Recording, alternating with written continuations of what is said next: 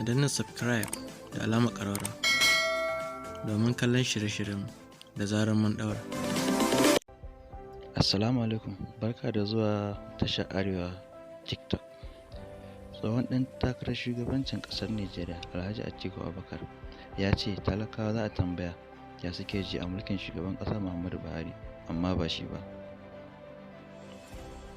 Lokacin da ɗan jarida ke tambayar shi, kamar yadda za ku ji a cikin faifan bidiyon da muka kawo muku.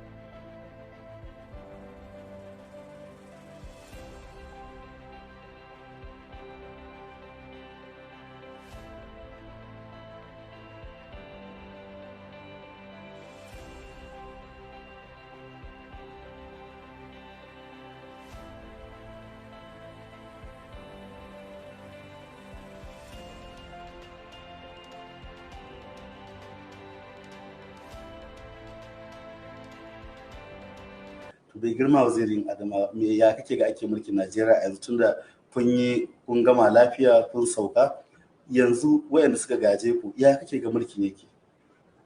To wannan fa ka ji ka tambayi talakawa. Wannan tambaya ka je ka tambayi mutanen Najeriya talakawa ya suke ji. Wato jiki magayi. Jiki magayi. To muna fatan alheri. For broad daylight, there is still rise. There is still rise, so from this motor, see. Jesus!